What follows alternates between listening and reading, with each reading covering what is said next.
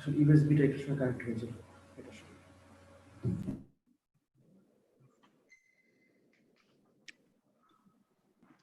A very good morning to respected principals, sir, to our chief guest for the day, Ms. Uma Shri Raghunath, the HODs of different departments, faculty members, and my dear students. I welcome you all to the second day of the online induction program for freshers. And now I would like to request Dr. Kaushik Manna, the HOD of Humanities and Science Department, to deliver his welcome speech.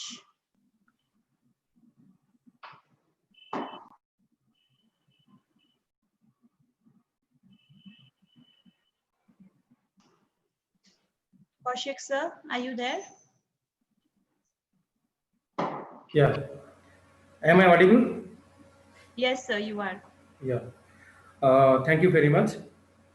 Good morning to all, respected principal, honorable chief guest, faculty members, and technical staffs, students, and dear newcomers. It is the moment of great privilege and honor for me to extend a hearty welcome to all. And today,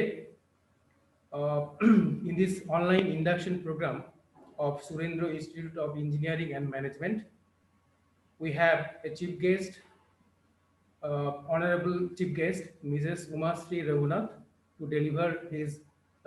deliver her address. I welcome you all in this forenoon session of in an online induction program. I would like to request Dr. Paprikos to give the brief introduction of our honorable chief guest. Thank you. Good morning, all. Good morning, Kaushik sir. Good morning, principal sir. Today, our speaker is Miss Umashri Raghunathan. I'd like to introduce her as a session speaker who is working as an IT professional with IBM. Not only this, she is an author, blogger, poet, lawyer, social activist, and motivational speaker. Earlier time, she has delivered herself as a vice president of EWIT. She has 21 years of experience with the vast global projects, infrastructure, delivery, migrations, compliance, and digital transformation projects. She is also a well-established author, blogger, poet, and a diversity and a inclusion activist, reviewer, dramatist, and been past president of Inner Wheel Club of Madras South and vice president of EWIT. Her professional passion is in continuous learning and bringing in digital transformation, and is also a crosser on mindful compulsion. She has received several awards and accolades that includes Star in Focus Award from AMRO, EWIT Excellence Award, Most Valuable Player from HP, APMM Diamond Award from Maersk, Eminence and Excellence Award 2018 from IBM, and Trendsetter in ITES Working Women's Achievers Award 2019, Shiro's Women Icon Award from Rotary District 3230, and several other awards.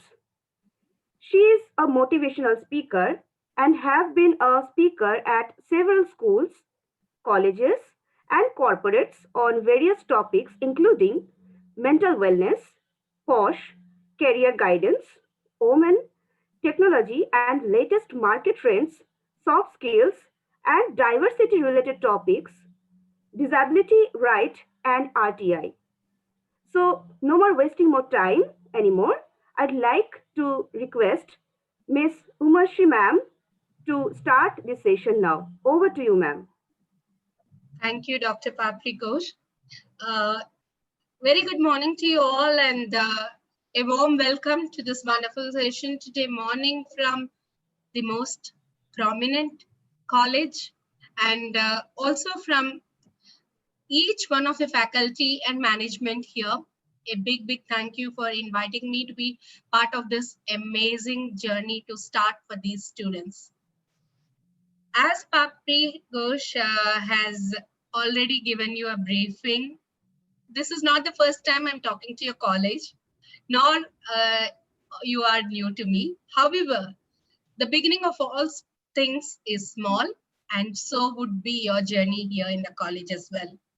So you are all part of an amazing college that is waiting to transform you in the next few years as professionals good enough for the industry to begin your careers on a strong footing. That will happen when you are ready, not just with your academics, but also with the industry required skills.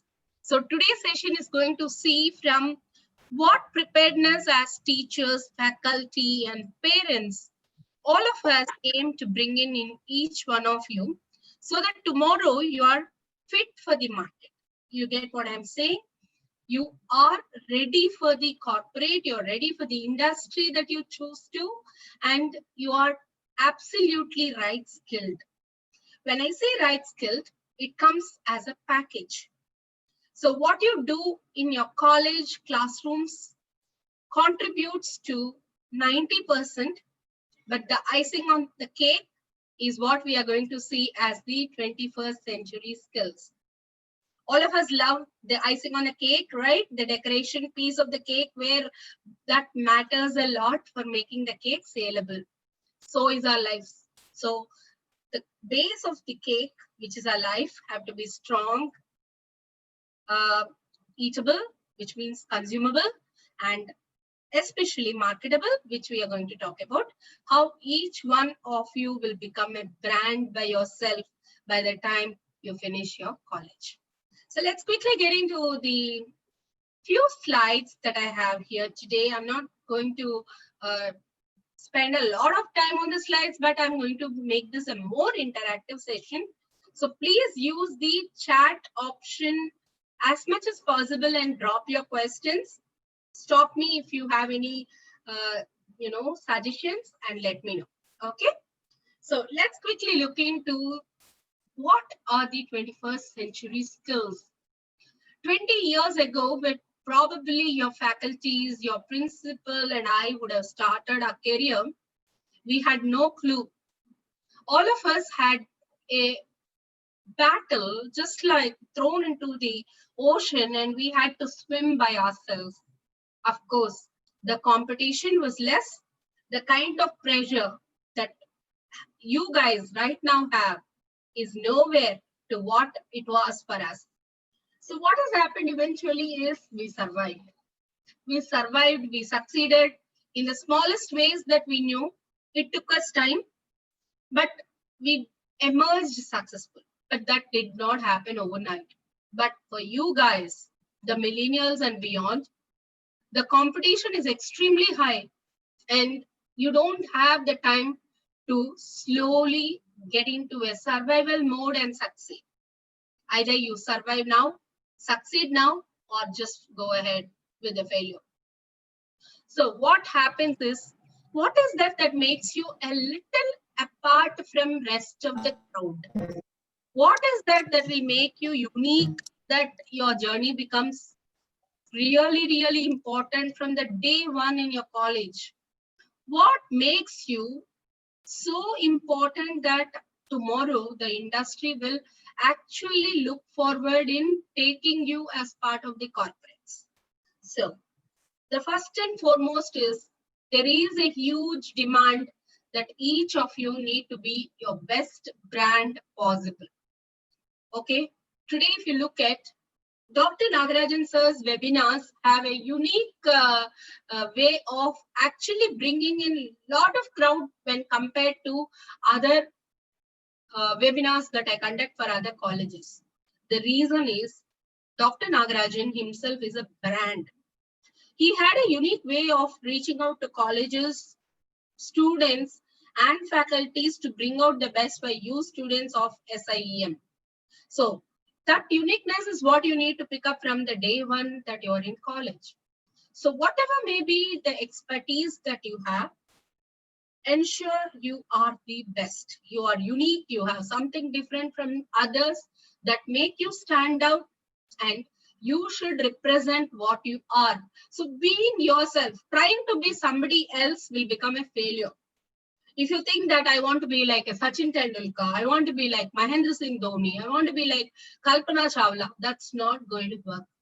You have to be yourself. You have to identify what talents you have, what uniqueness you have, and build that strongly. So now is the time that you have to start this self-analysis, and that will happen right from the day you start your career. Basically, before we even go in there, we need to understand that there can be challenges. Unless you understand the problem, you will not be able to find solutions. So it is very, very important that you actually understand what are the challenges. First and foremost, right skills. Everybody comes with the same academics. Everybody reads the textbooks, mugs it up, by hearts, reproduce in exams, get marks, come out. But is that the right skill? No. How many of you, while learning, think of applying that in real life scenarios? How many of you think, okay, this mathematics I'm doing, where am I applying it? This physics I'm learning, where does it really impact? This chemistry that I'm learning in college, where is it actually impacting in research and bringing in new medical, diagnosis? All this matters on how you actually bring in the right skills. Unfortunately, today there is a huge lack of right skills, especially the technical skills. People don't really understand that every day it is changing. For years and years, we have been talking about digital transformation. But you know what made the digital transformation possible in 2020? Just like that, it is the pandemic, which means necessity is the mother of invention. All of us, including the academic area, switched on to the digital learning, demonstrative learning, immediately when the possibility of no longer going to colleges happened. What was once an induction happening in colleges with a freshers party now became an online thing. What made this possible? Adapting yourself to the technical challenges involved. However, if you're not aware of how to do that, then you're the loser. Third and most important, communication. There is a huge challenge in proper communication. I'm also from a place which is in the news lately called Eluru, a remote town at that time, now a city in Andhra Pradesh, where communication could have been a flaw. However, how much you read, how much you make use of the resources available, how much you practice with the newspapers and build your communication, that's what makes you successful. So it is a challenge, but it is not a challenge that cannot be surmounted. Global projects. Today, we no longer cater to the necessities and requirements of people next to us. We go beyond the cultural differences. So it is very important you have to understand the globe as a Vasudhaika Kutumbam. It's very, very important to treat every part of the world with equanimity and understanding. Books, knowledge, and practical work are very different. Lack of technical education is a big challenge. Changing digital transformation, facing with the changes in technology every single day is a challenge. Emerging new technologies, lack of motivation. We all strive to give you information, but how many of you pay attention and listen to it is a big, big challenge for those who are giving lectures as well. Domain knowledge is inadequate. For example, if you're developing a software for a bank, you may be very good on technology side, but without knowing the rule book of the investment banking or the banking regulations, it is highly possible that you understand and build an application that stands in par with the requirement. Work-life balance. All of us use this word stress just like that. I'm stressed out. I cannot balance this. I don't have time to cook. I don't have time to read books. I don't have time to sleep. Friends, all these are excuses.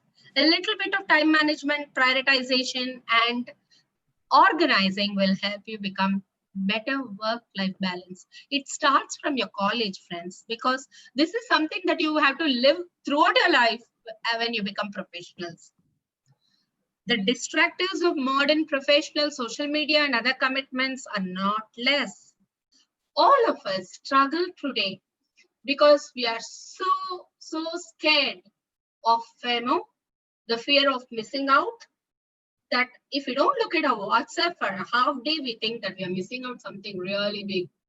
If we don't put a post on Facebook or Instagram, people will think, what's happening to us? Are we depressed? That's the kind of fear that has unfortunately come into our lives. Even before picking up our toothbrushes, people really look into your cell phones today. Unfortunate event that this fear is actually killing the productive time of each one of us. Then coming to the women, somewhere with the juggling of the work and life and marriage, children, geriatric care, do drop in between and are not ready to take up more and more technical and leadership roles. However, the pyramid is growing these days and we hope to see more and more women on the top too. Economic demands. Those were the days when my parents worked in a government office for continuous 20, 30 years. Of course, today we don't stick on that long.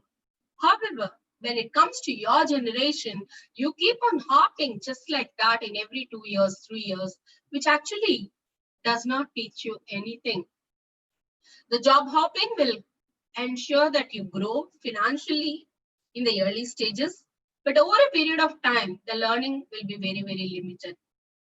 Proper guidance and mentorship lacking, not able to fine-tune capabilities, the unfortunate discrimination and harassment, urge for quick recognition. You know what? You just do one project and you get an award. You feel that you are actually a trendsetter or a game changer in the industry and feel so proud taking the success to your head and not cherishing in the heart, which actually makes you fall down at the same speed that you have climbed up. So it's very important that you understand recognition slowly, take rewards understandably, and go in a very, very steady pace. It's very, very important that you take this up as a challenge.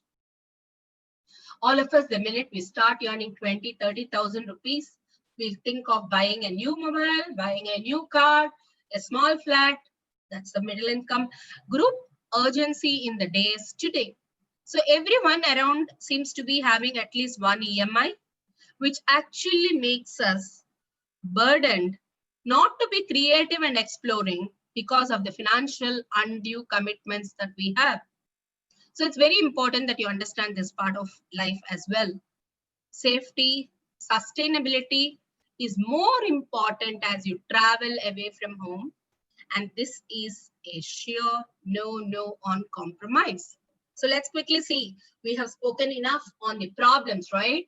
And why? Because only when you think that, okay, this is a problem, instead of focusing on the problem, we will start focusing on the solution. So let's see how it goes. All of you in the next few days will be hearing more and more on the emerging technologies. You will be hearing more and more from the other faculties on what are the hot skills and what are the latest technology trends happening in the market, like all these fancy words of agile, data analytics, artificial intelligence, automation, robotic process automation, in fact, to be precise, blockchain, cloud, cognitive, design thinking.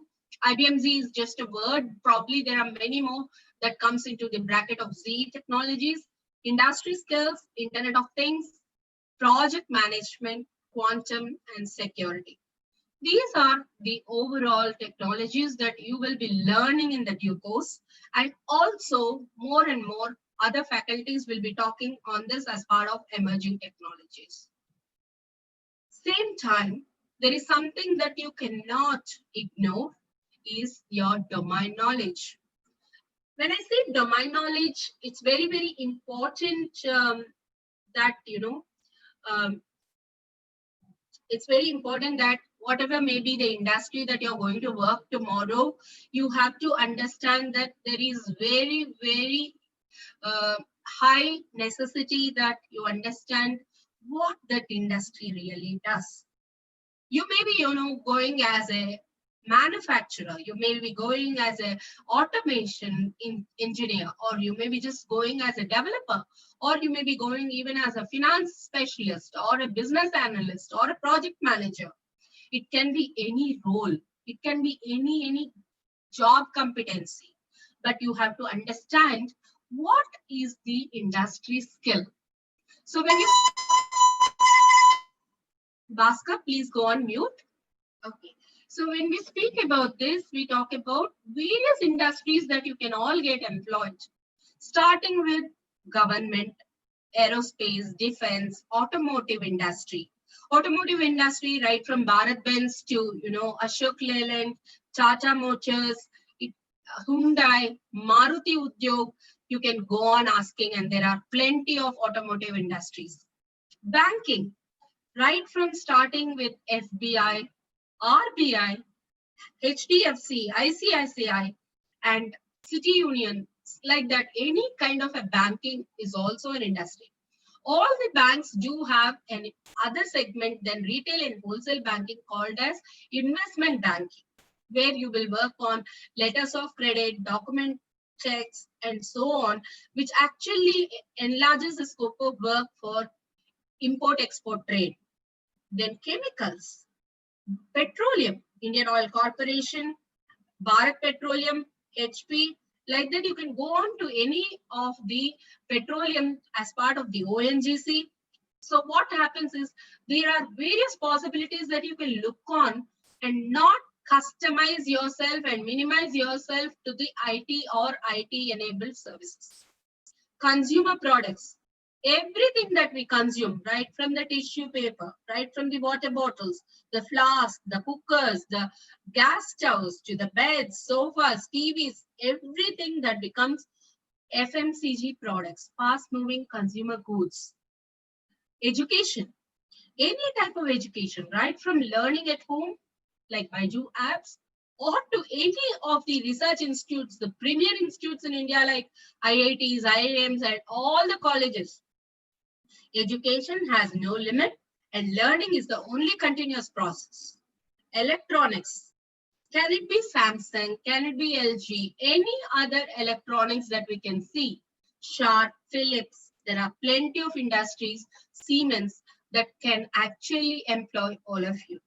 Energy and utility industry, there are plenty of energy and utility industries, for example, like starting from Neyveli Lignite Corporation to every energy industry, which is huge.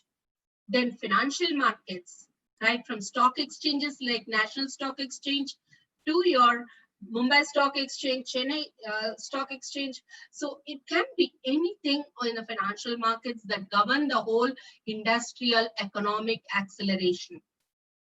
Coming to the government, we have several ministries that operate under the government, both urban and rural.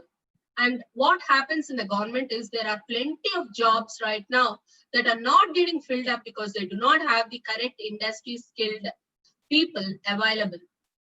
If you ask PWD, people who did civil engineering prefer to go and join an IT industry than applying for the PWD. So especially in urban population. So what happens is government do not have the right skilled employees. Then the healthcare, right from Apollo hospitals, AIMS to Hiranandani, to our own small public health centers and government hospitals. Today in this COVID situation, the healthcare industry is a boom.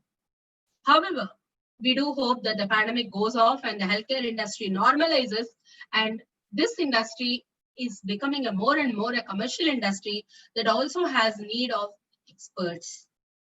Industrial products, right from your rubber plantations to your firecrackers to anything, this is possible that the industrial products are there.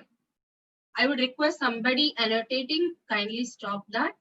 And life sciences, stem cells research, your pharma bodies, your research into the medical and clinical psychologies, all things as part of life sciences, media and entertainment, starting with any of the media production houses, right from Sony Entertainment to ZTV to all the television channels, all the cinema industry, and everything that we see for entertainment purpose, right from drama to art clubs, and also part of the kacheris. Everything is part of the media and industry entertainment.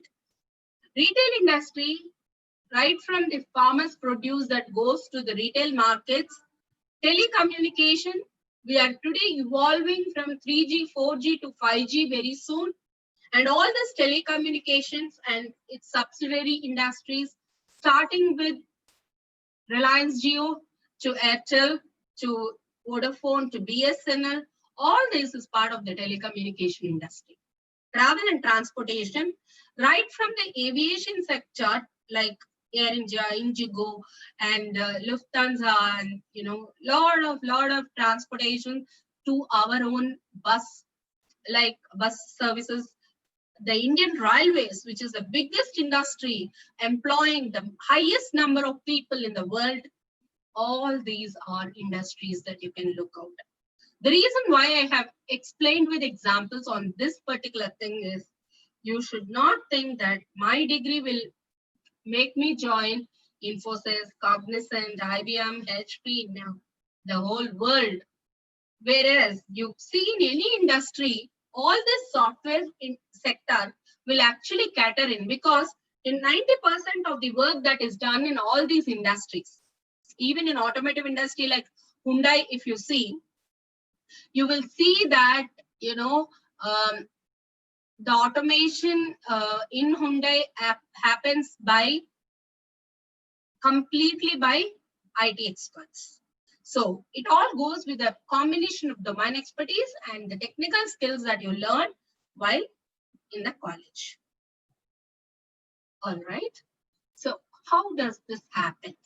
Okay, ma'am, you said about the latest technologies, you said about the industries we can go, but what makes me stand apart? What makes you stand apart are few success skills. So when you look at the success skills, what happens is adaptability. When I say adaptability, you should remember you are quickly ready for a change.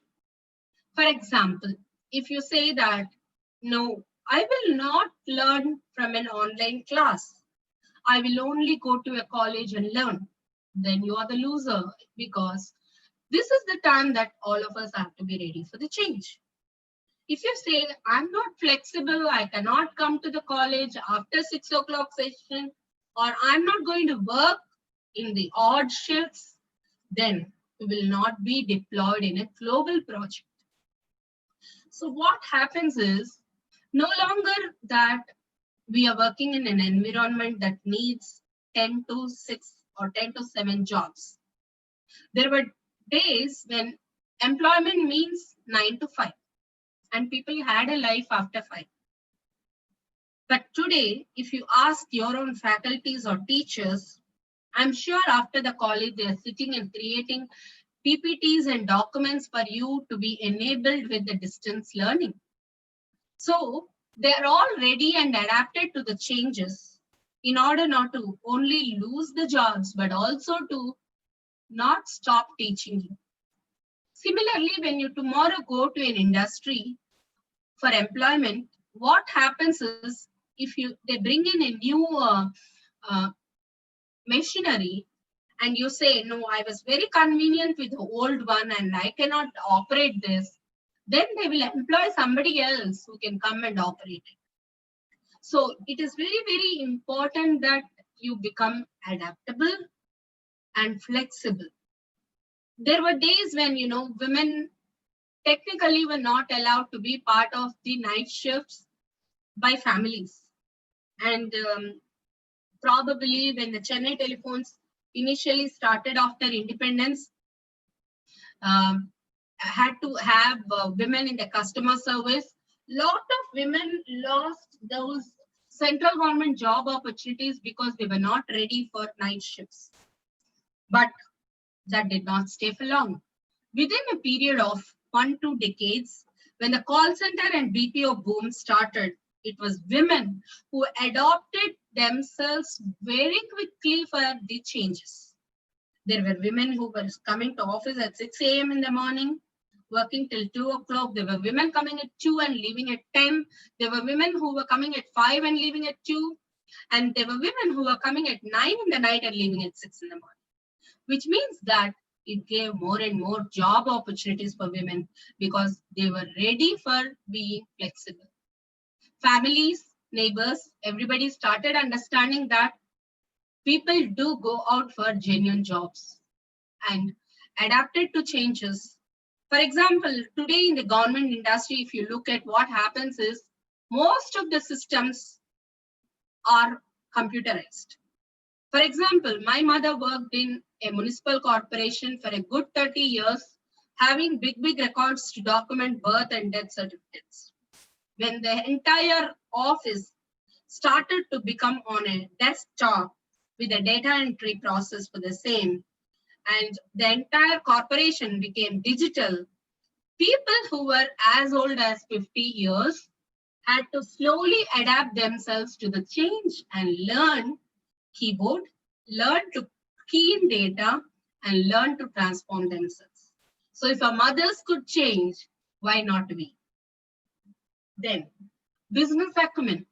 When I say business acumen, this goes back to the industry skills that are important. So these industry skills are, you should understand what is the business that our company is working on. If you don't spend some time to understand that business, then it will just become like you go, you do some data entry, you deliver some reports, you come back without actually knowing the business. There are people who went and learned the trick of the trade and developed themselves as a competitors to the existing business. You should have that kind of a business acumen, which actually builds you stronger and successful. Career development. There were days when people never had an aspiration to quickly jump from one to the other. I think I will share a small story here of my own story. I started my career with a BCom degree. I'm not an engineering grad. Then I slowly understood that my BCom degree will only make me a small-time accountant or a front-end officer in any small corporate. Then I had to pursue my MBA degree after marriage. And then I did my cost accounting, which eventually gave me a lead in whatever I was doing. Then that management degree had actually enabled me to think that I am capable of being a leader. Then parallelly, I also did not stop pacing with the changing demands of the market and did my higher diploma in software engineering so that I have that edge over the others. With a combination of finance and the software, I could become a good business analyst. Then I understood that the technology is morely based on two things. One is creativity, the other is understanding and the observations that you do, and I became a tester. Within few months, I became a test manager and a global test manager, where I could actually find quick defects in the system before even the customer takes the first look, which means that we were actually saving the company from involving losses by providing a defective product to the end user. Eventually, I became a project manager. I thought that this is my dream to do law, which was a childhood dream unfulfilled. So I went back to the law college. after being in the project management for more than 10-12 years. Then I realized that my law degree will actually help my NGO activity as an activist. Though I did not pursue law as a full-time job, I do understand the negotiations and contracts that I work on in my IT career. And today I'm the transformation leader for EMEA in IBM, which means that this journey took 20 years, but that did not stop me from sleeping and stopping to dream.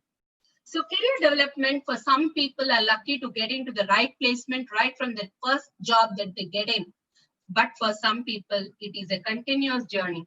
So it is very important that you build your understanding to keep on growing and not getting saturated and satisfied with what you have in hand. If man would have thought that they don't need a fire and they're okay with whatever they had, they would have been eating the raw meat. Today, we have come to this stage where from the wheel to the man-made vehicles to the space are all because somebody aspired for their career development. So please be that curious nugget who can actually build a career that will one day speak like our own Sundar Pichaiya, who is the head of Google today. Second is coaching. It's very, very important that you identify a mentor or a coach. There is a difference. A coach happens to give you an immediate understanding and a quick learning possible. So it's very important that you approach your teachers to coach you on what is important for that time being. Similarly, you have to find a mentor who will actually help you shape up to where you want to be in the long run. So it's very important that you start having the coaches and mentors in your life right from an early stage so that they can give you proper guidance from their failures so that you don't repeat those mistakes. Coming back to creative thinking and innovation. Creative thinking is thinking not just out of the box, but inside the box also. All of us don't need to think out of the box. We need to think what we can improve, whatever is within our homes. From those days where our mothers used to grind with chakki attas, today it's mixie grinders to much more sophistication. All this is innovation that started from homes. We see that people used to actually bud their hands and do chemicals and work on products in industries. But today it's all automated. It's all possible only because mankind is curious enough to think about what best next. And that is possible only with proper innovation. Coming to critical thinking. It is the big time that we stop focusing on problems and cribbing about it, but focusing on solving these problems. Every problem will have a plan A, plan B to solve. So it's very important that you arrive at logical solutions and think deeply and logically on what could solve this problem.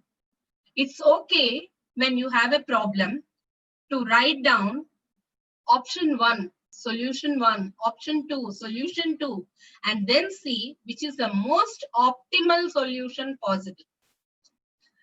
That is what will make you actually fix issues quickly, not only at the workplace, but also in your life in the long run. Cultural intelligence. We are living in a country where every 400 kilometers, if you travel by the train in the width and depth of India, you will hear a new language. You will see a new food habits. You will see the new way of dressing in people. Who else can be good at unity in diversity than us? So for us, adapting to the world cultural differences is much easier than anybody else.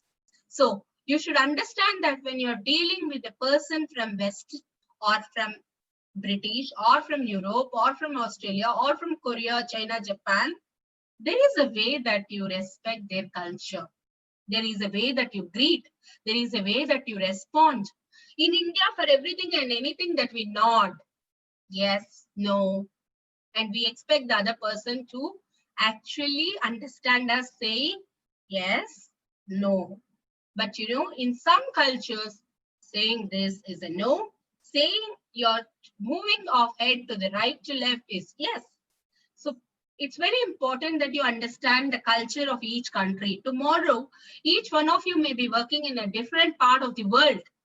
So it's very important you understand their important festivals, important dates, their history, their way of eating habits, their way of dressing habits, and the words that they use and the words that are not supposed to use. It's very, very important that you have this overall understanding of the cultural differences so you are easily employed anywhere in the world. Coming to decision making is what makes you stand apart. I have an option A and option B. For a product, I can either make or I can buy. If I think that if I make, for example, let's take something like food at home. If I make it home, I know it is healthy. I know it is with the ingredients that I am aware of. I know the quantity I need. I know what goes in. But if I'm running really short of time and I want to buy the food from outside, same time I have to make a decision on what is that I can compromise. Can I compromise on my health or can I compromise on my time? Then depending on that, our decision making depends. How much money can I compromise on if I'm buying outside or if I'm making myself? Sometimes, even making at home becomes costly. So it all depends, like your decision making depends on the decisions you make for you and everybody around you. This is a very important technique, friends, because the decisions that you make not only recreates your destiny in your lives, but also sharpens and strengthens your professional life at workplaces. How quickly and how accurately you can make decisions that are important for business is what makes you stand apart. Emotional intelligence. Emotional intelligence has 5 key aspects like self-awareness, self-understanding, being empathical, and anger management, and understanding your priorities. Emotional intelligence is nothing but how you respond and react to various emotions that are happening in your life. I'll give you a classic example. If I'm irritated with my husband at home or with my parents at home, I go and shout on them left, right, and center without even thinking how they feel. But when it comes to workplace, I'll be a little conscious. If I scold, can I go and abuse a team leader? Can I go and shout at my teacher because I'm angry on something that they are telling me? No. Why? Because we know that they will not take us for granted. We know that they will not spare us if something is not right. How does all this come from? From the emotional intelligence. So you should also understand even people at home do deserve respect and dignity. And you should also understand in the long run, they are the people who are going to support you. So it's very, very important that you keep up an emotional intelligence high. It's very important that you strengthen your self-awareness, you strengthen your empathical values and control your emotions and use them in the right way. Leadership. A manager is made, a leader is born. You can easily tell out if somebody is a leadership material. Why does your faculty choose somebody as a class monitor or a class leader right from your school and college days? How can somebody win an election and become a leader? It's because they front-end responsibilities. They take responsibility for their actions. They take responsibility for whatever is happening around them. If you tell that, okay, I give the pride moments to my team and take the responsibility of failures, that is the first step of leadership.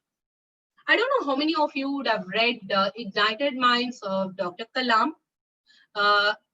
He talks about an incident where Vikram Sarabhai comes in front and tells that for this failure, I am the reason and I am the responsible. My team has worked hard, but today we failed and I hold responsibility. That is why Dr. Kalam had often mentioned about Dr. Vikram Sarabhai, saying that he is the perfect classical example of leadership.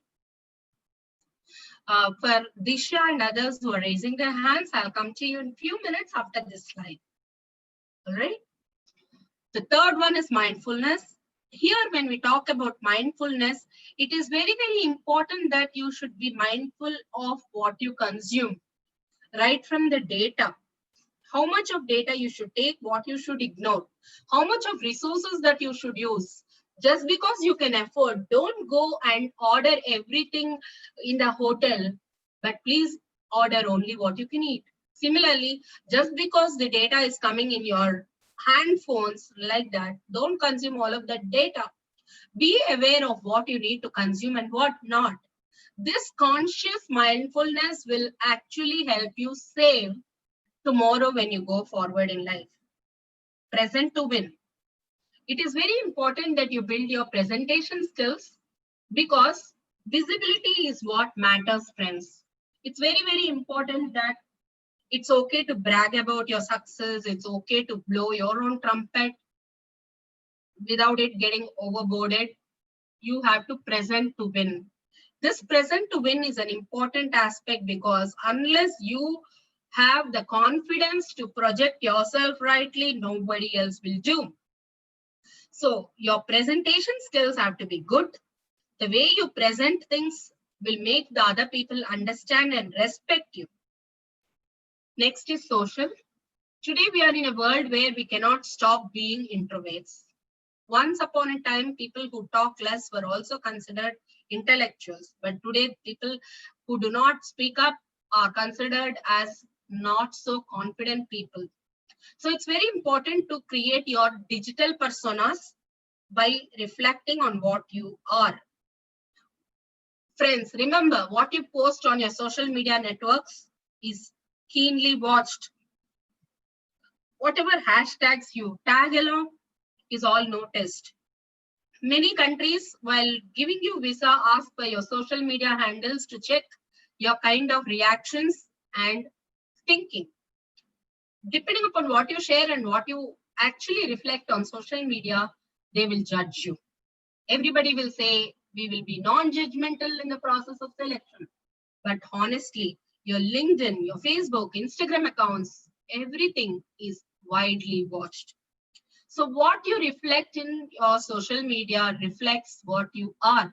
So please be very careful when you are doing any of the posts in any of the social media platforms.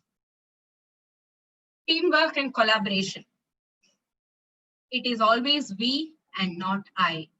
If you think that it is I that is going to win, it will not win for a long time. But a teamwork is something that will make you successful because it will not overwhelm you. It will give you the right opportunities and right skills. It will give you the correct understanding of different minds and different perceptions to a problem. It will give you different viewpoints to look at a decision. So teamwork and collaboration always succeeds. Trusted advisor. It's very, very important, friends, in these times to be digitally safe and cyberly secure.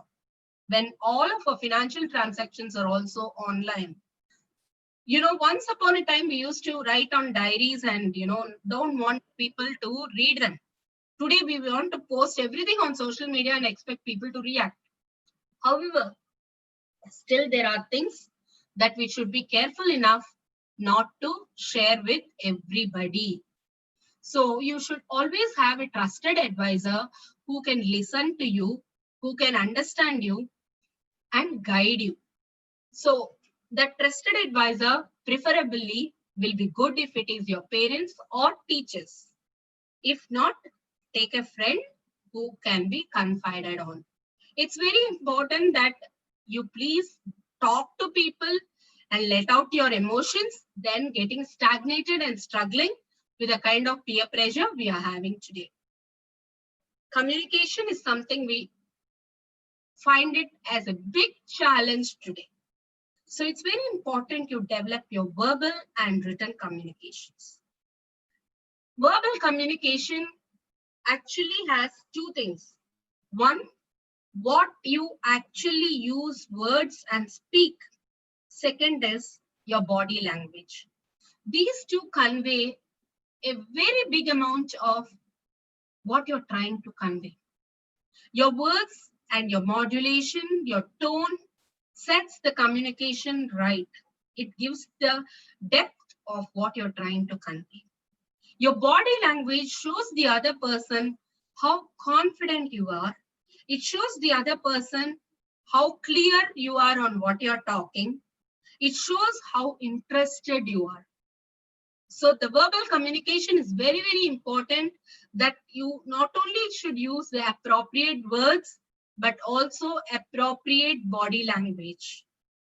Looking into the eyes of the other person and speaking ensures that you're confident, you're very clear and have a good understanding of the data that you're talking about, and you're almost trusting the other person. Written communications, your email ethics become very, very important here. And whatever you write, when it comes to business communication, please do not use acronyms. Please do not use abbreviations that cannot be understood by the others. It has to be in a simple language, conveying the proper meaning without jargons. And your written communication have to be in such a way that it sets the tone for discussion. Your written communication, before you click the send button, ensure there are no grammatical mistakes. Ensure it is in the right way of addressing the person to whom you are sending. It is being sent to the right recipients, because today the communication is all instant. So once you send it, you cannot take back in all cases. So what you attach, what you share, all becomes digital evidences.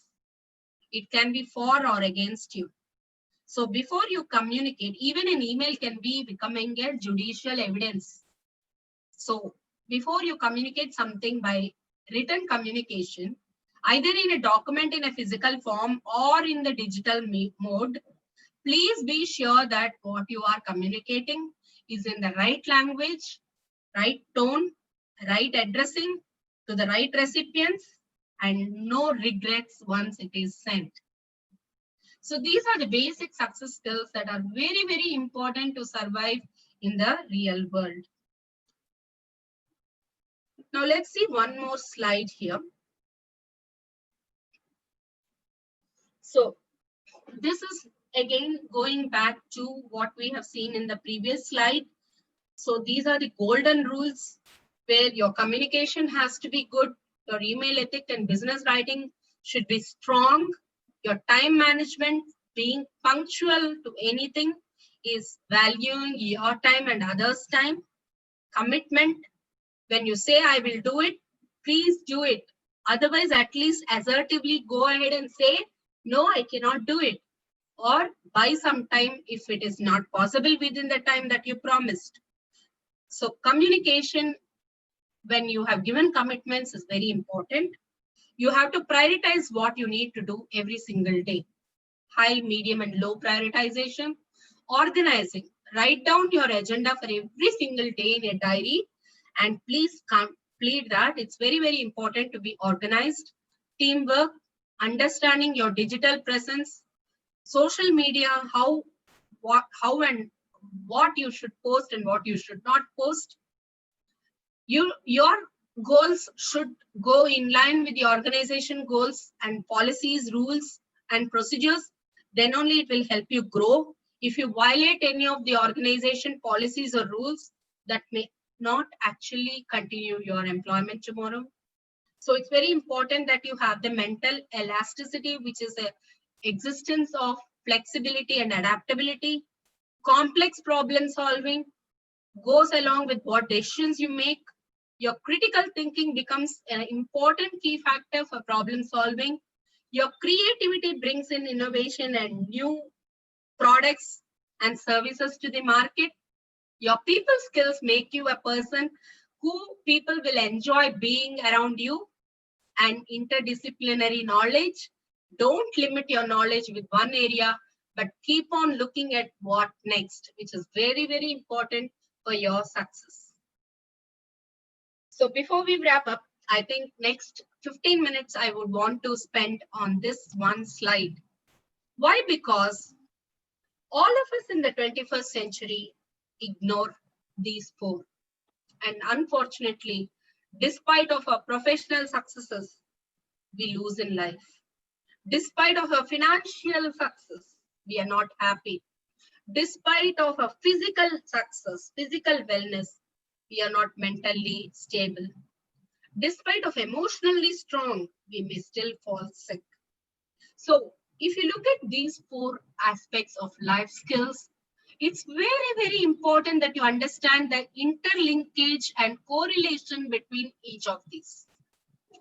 So when you look at the life skills, please understand this is what contributes to your holistic wellness in life.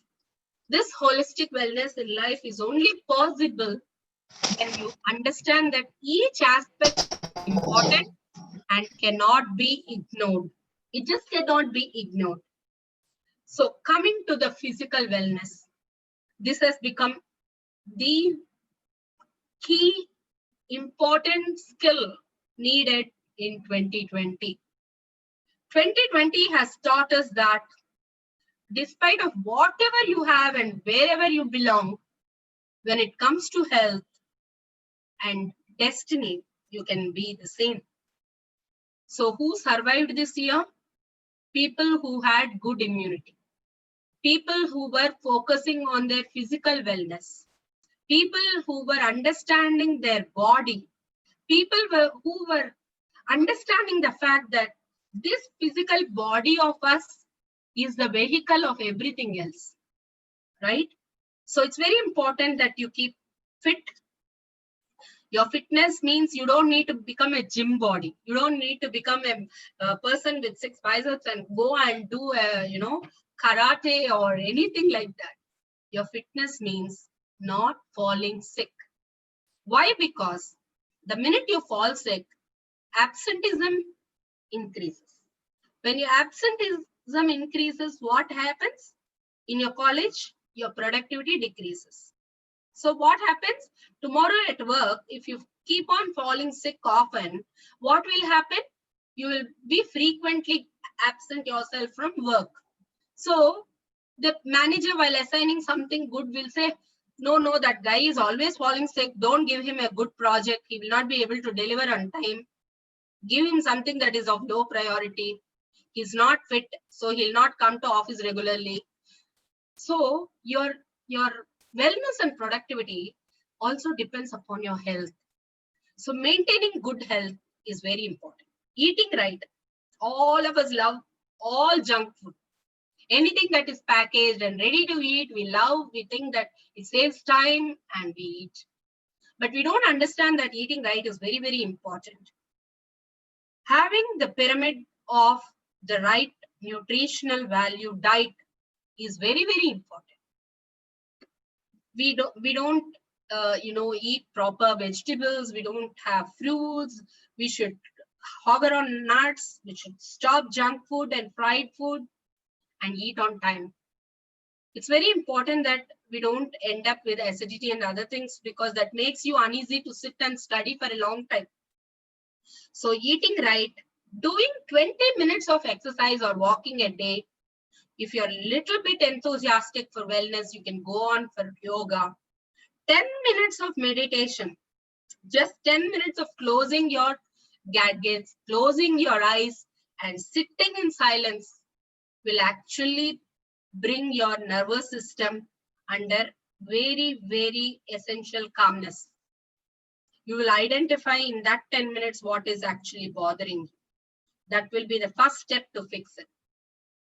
It's very important that you have a minimum of 7 hours of proper sleep. So please put your phones down and pick up a book, because I know when we sit and start reading, we'll all fall asleep, right? So that's the best way. Put your phones down and take up a book when you want to get to sleep. And please sleep at least by 11 o'clock and get up early in the morning. This is very important, friends. I missed on somebody telling me this when I needed, and I have literally lost my health. Only when my doctor said, do you want to live? Do you want to really be alive to whatever you aspire to become in life? Better take care of this part of your life. That's when I realized. I started going for walking. I started doing meditation, everything that's been here. So the mistakes I made, I would request you not to make, friends, because I learned it in a hard way. But I'm sure if this advice can be put ahead, it's very important. I think what hygiene habits that our parents could not teach, Corona has taught us. One thing I don't like in the Corona times is the social distancing that actually stops us from hugging people. But fine, we will pace with it when it comes. But however, keeping your hands clean, keeping your foot clean, keeping your body clean is very important. Physical hygiene is one of the important factors for good health. So only when your body is good, you can study, you can run, you can do whatever you like in this life. So read through the book of Ikigai. Ikigai is a concept which gives you the purpose of life as per the Japanese theology. Or if you try to read Ikigai, which talks about the people, one village in Japan which has the highest lifespan of the people living there. Some are around 100 years, 110 years. You know, they eat only 80% of their tummy. They sleep well. They focus on local food.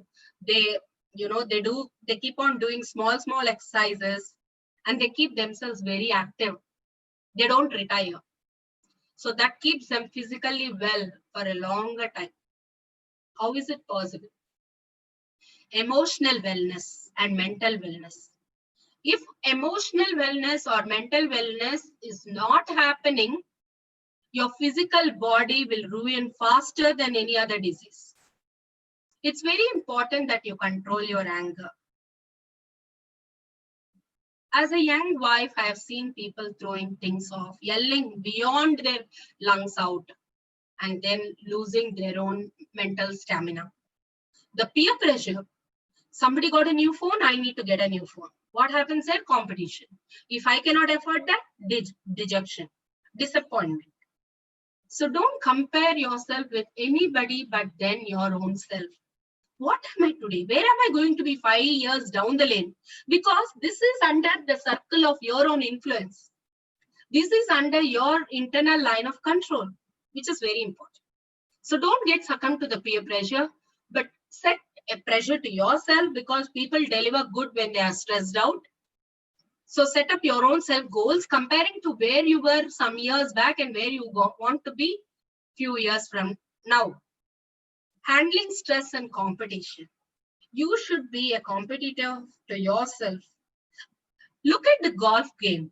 It gives you a strong understanding that golf is not about winning with others. It's about winning your own self. The 18 holes with the shortest of puts that you can go and reach your goal. That is what controls your stress and competition. Being happy and spending me time is very, very important. In this rat race, we forget that.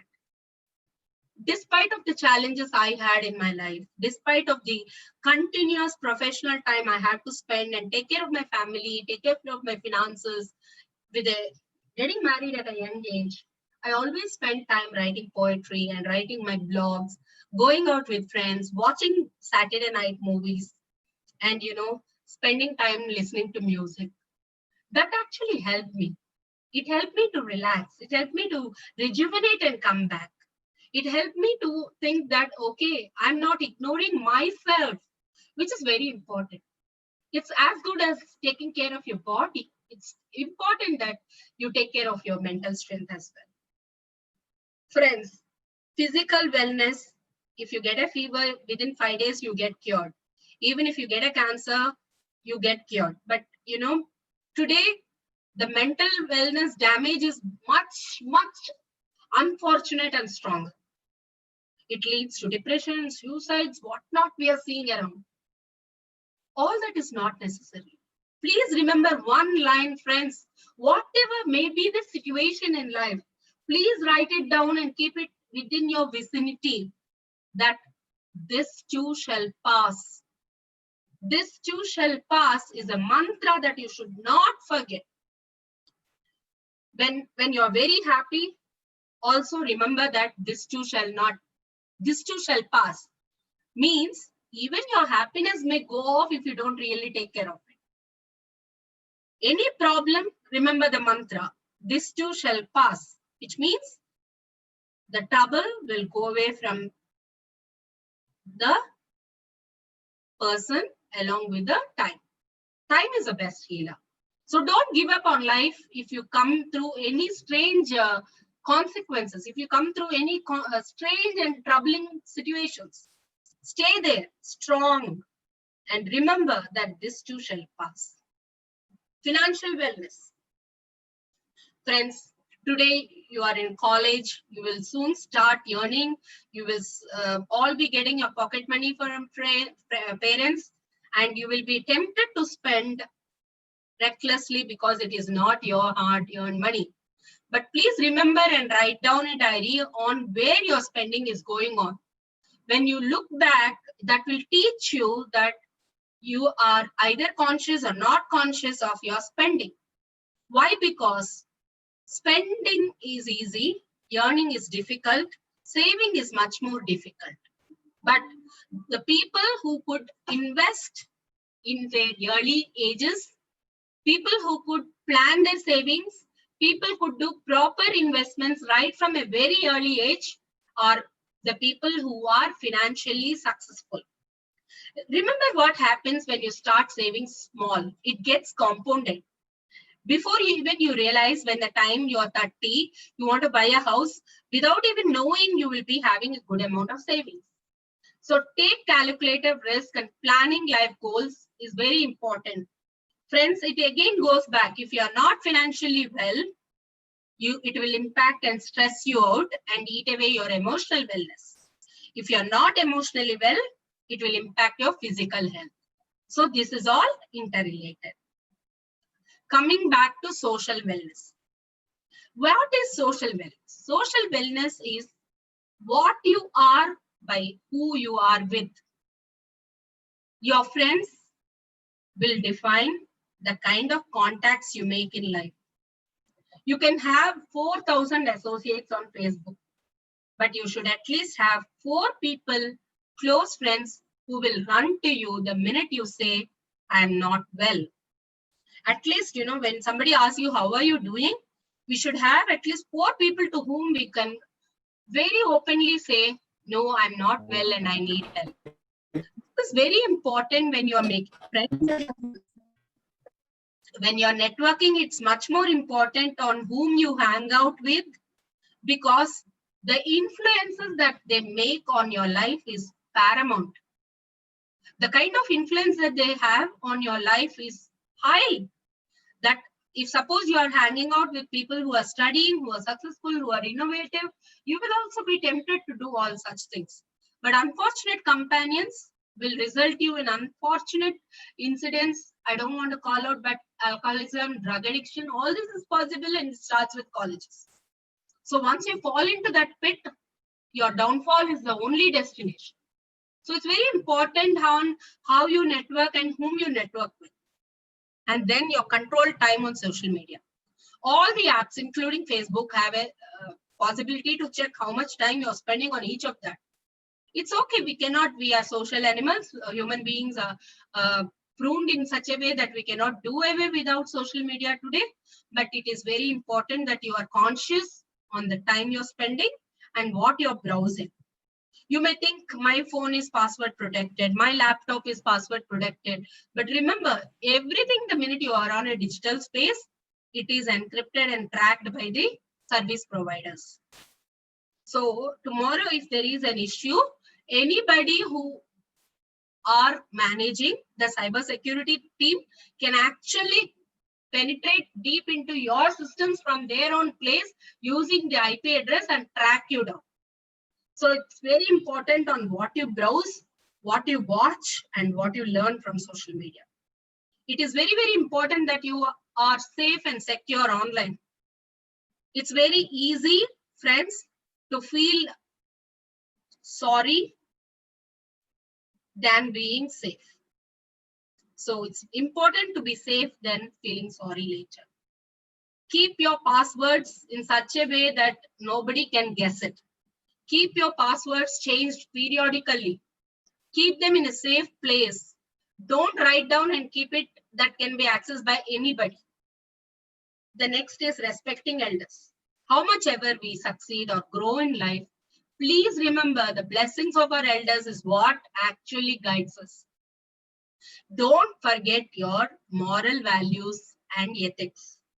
When I say ethics, remember friends, even in organizations like IBM and HP, we have something called as business conduct guidelines, which means that it tells us about the ethics that we need to follow in our professional space. We have a full subject in project management called professional ethics. Your integrity, your trustworthiness, your confidentiality of information, the data secrecy that you need to maintain at work, the kind of sincerity that you maintain, all matters in your professional success. So respecting your elders, respecting your ethics should begin from home. Why? Because then only you will be able to respect the hierarchies of the organization tomorrow. You will say, oh, boss, so what? That attitude will actually kill your professional life. So it's very important that you start respecting elders right from homes and take it to the workplaces. Having good attitude. Hard work takes you to 90% success, but it is the attitude that gives you 100% success. Attitude is how you approach life, how you empathize with people, how you behave in a social environment, how you actually react to situations, how you respond to challenges. All this matters your attitude. Anything that comes with compassion, love, affection, and empathy will survive. After all the products and services that are built around us are for the human welfare. So it's very important that you build the right attitude and, of course, the enthusiasm to success.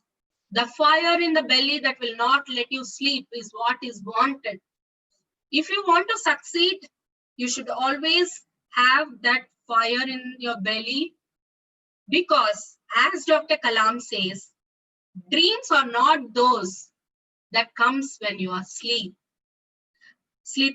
but dreams are those that will not let you sleep. So thank you, friends, and I hope you guys haven't slept over my session now and have taken whatever I have conveyed to you, both from the point of core skills, industry skills, then the soft skills and the life skills that are more important for you to succeed in life. So thank you so much for giving me this opportunity, and I think next few minutes we can take questions. So, okay. Which Ma'am, in chat box, few questions are there. Yeah, I'm seeing that.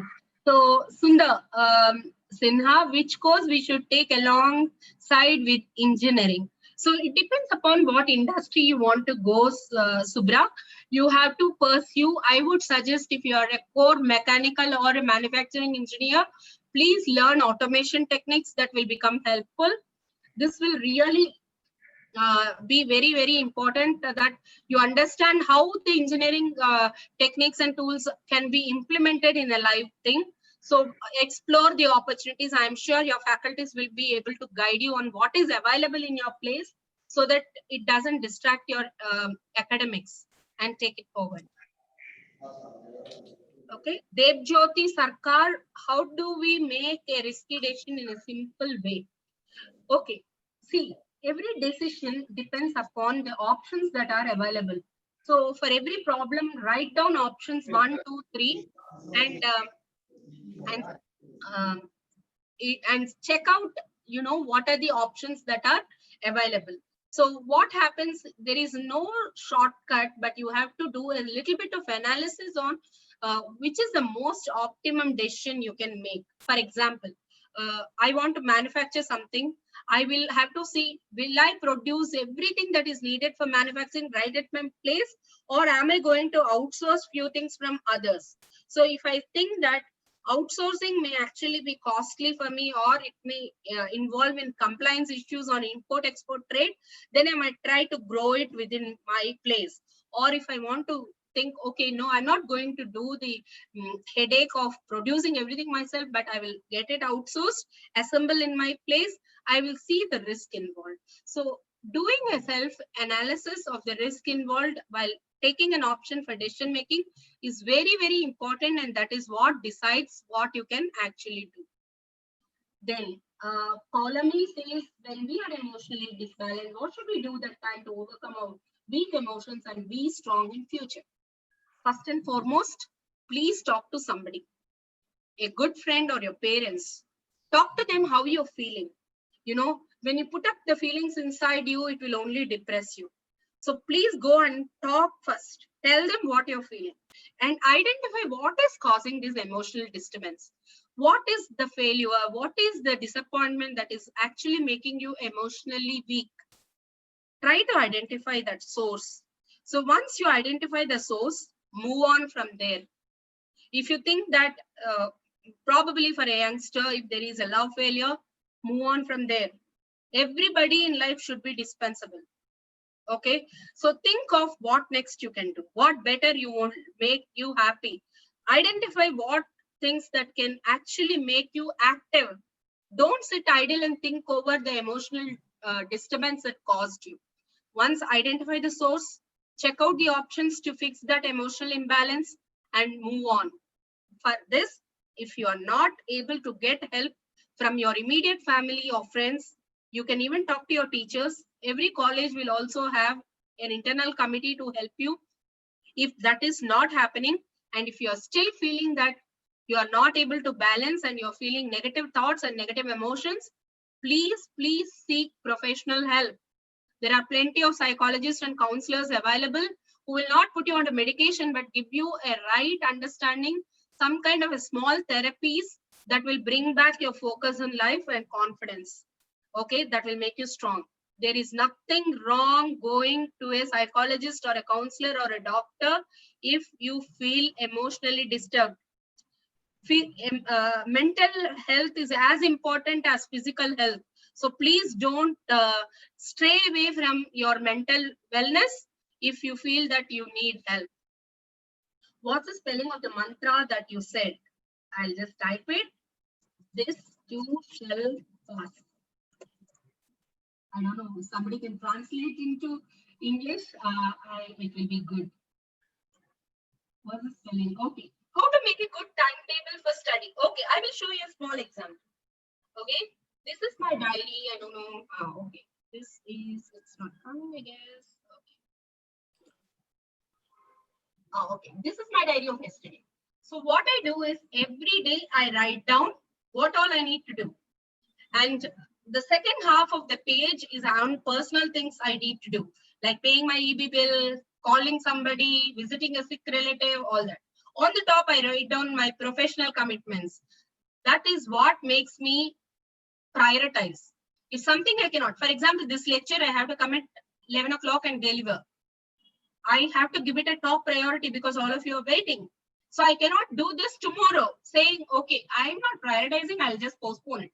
So understand what you have to do it that day, write down. Similarly for your study also, make a timetable, list of things, especially focus on areas where you're weak. If you think that this particular subject I'm not able to understand, then make extra time for that. If some exam is coming, make extra time for revision. Once you organize and set a standard time every single day, it will become a habit. Do this for 21 days, friends. Anything that you practice for 21 days religiously will become a good habit. So that once you start writing down your diary and putting up a timetable and following it strictly for the first 21 days, later on it will become a practice. How do we control the mind? How do I control my mind? I sit in silence, absolute mauna. For 10 minutes, when you stop, there will be thoughts and thoughts will keep on going. It's okay. First few days it will happen, but slowly from silence to meditation, your mind will come under control. When you start practicing it right from 5 minutes to 10 minutes to 15 minutes and maximum of 20 minutes a morning, your mind will start controlling by itself. This actually helps in your in focusing in your subjects and classes also. It's very, very important that your mind, sometimes we call it a mind monkey, right? Our thoughts keep on jumping left, right, and straight, not listening to us. So once we know and practice this, slowly and eventually, you will be able to control your mind. If you want to go to defense sector, what course should we do now alongside? I'm sorry, I'm not an expert in this area, but I'm sure if any of the faculties can check on that and revert to you, I'll ask them to do that. Mechanical design engineers in demand, yes, there are. In fact, IIT had themselves started an industrial design course. Especially, this is not through their own gate or anything, but under a thing called as UCID entrance, which is exclusively for industrial design. And they are providing this course from Mumbai, Guwahati, and Jabalpur. So there are design engineers pretty much in demand. So please pursue that and also look at big design changes that are happening world around, right? Look at big giants like Chrysler, General Motors, Ford, MG, big car companies where, they come up with big design changes. All right. All right. I think those are the questions. Over to you, Nagarajan sir, and thank you so much for the time. And I hope I completed just in time. Thank you so much, madam, for the excellent session today. I request all the faculty members and students to switch on your video so that we can take group photo with our speaker, virtual group photo. Just for a minute. Friends, I enjoyed sharing this from my own experiences and hope it was not overwhelming to you.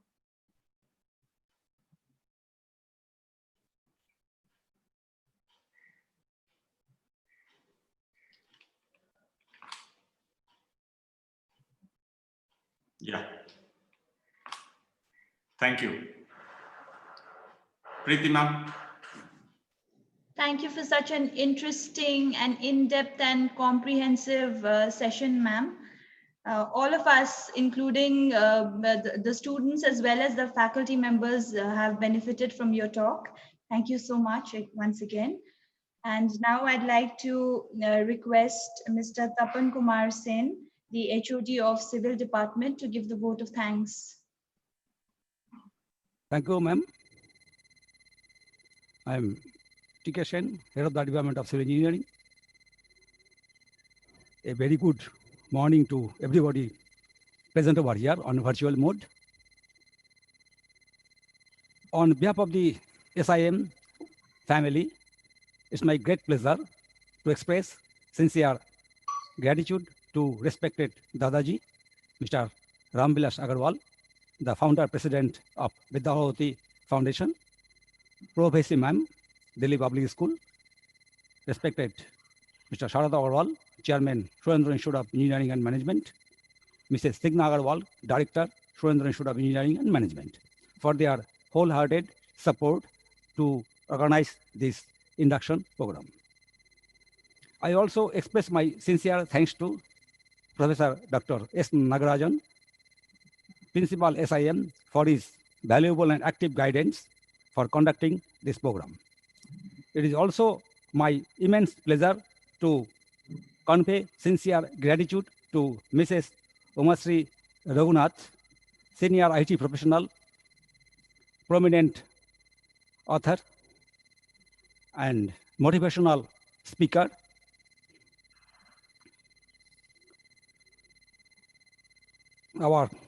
she is our honorable chief guest for sparing her valuable time to be with us this morning.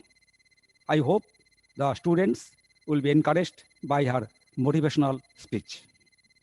I once again, on behalf of the SIM family and on my behalf, thank her most heartily.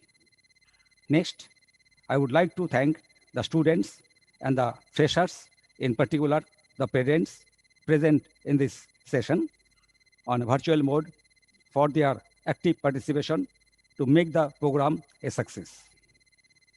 I should also thank all my colleagues, HODs, faculty, staff members of SIM family for their wholehearted support to make this induction program a grand success. In organizing any function, event, and making it a success, there are always some silent workers who prefer to remain in the background, but take the major burden on their shoulders. I would like to thank all these workers on behalf of the institution. Once again, I thank you all. Thank you so much, madam. Dear student, we will meet again tomorrow, same time, for the third day induction program. Tomorrow, guest speaker, Dr. Pooja Diban. She is a gynecologist and singer. So she will speak about stress management. So you can join with me through same link. However, your HOD will share the link again tomorrow. Thank you. And attendance link already posted in the chat box. I request all the students to submit attendance. Ma'am, thank you so much for your continuous support, ma'am. Thank you. Sir. Thanks, sir. Thank you. Thank you, sir. Thank you, ma'am. Faculties and HODs can leave the room. Students, please submit the attendance and leave the room.